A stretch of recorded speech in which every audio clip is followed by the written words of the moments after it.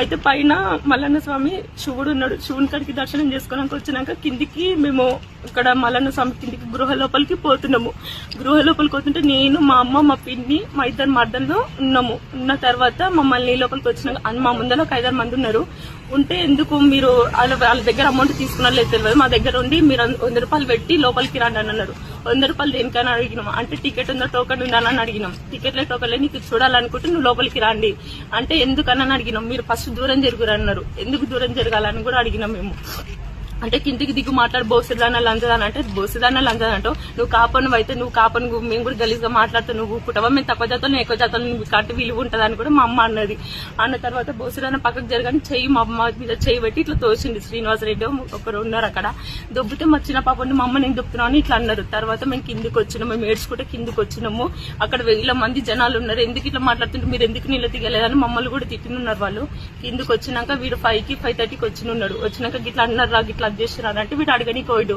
అమ్మని పిల్లలు, మా అమ్మని మా పిల్లలు ఎందుకు దిగుతారు మీరు, మీకు ఏం అవసరం అడగడానికి అని నేను ఈయనకు చెప్తే వీడు అడగడానికి పోతే అక్కడ వాళ్ళు లేరు. కొబ్బరికాయల రూమ్లు ఉన్నారు. గ్రూప్ లో పెట్టి చూసుకున్నారు, ఎంబల్లో చూసుకున్నారు. వీళ్ళు అప్పటికే 4 ఉన్నారు అక్కడ. 4 పట్టుకొని ఇష్టం వచ్చినట్టు కింద తీసి కొట్టినున్నారు వీళ్ళని.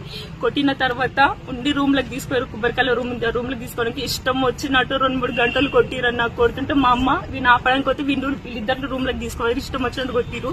కొట్టిన తర్వాత నేను ఆ డెలివరీ అయిన అమ్మాయి చిన్న పాప ఉన్నది బయట దాన్న కొట్టకన్నా మీ కాలు మొక్తామన్నట్టు ఊర్లో మాట్లాడుకునే అంటే శిక్ష ఏంటి కానీ మీరు ఇట్లా కొట్టకన్నా అంటే లంజాల దొమ్మలన్న మా జడలు పట్టి మా మెడలు పట్టి బయటకు నూకిరు. 2-3 చెంపల మీద కూడా కొట్టిరు. మీరు చిన్న లంజలు దొమ్మలు లంజలు మీ బతుకోలేటి మీరేంటి అని కూడా మాట్లాడిరు. మాట్లాడి నీచంగా మాట్లాడిన తర్వాత పాప అన్నమ్మ పాప మొక్కని చూడండి అన్న మీ కాల కడపోతాడు, మీ కాలు మొక్కినాక పాపను కూడా తీసుకొని కాల కడితే పాపను కూడా కాలుతో తనీరు వాళ్ళు.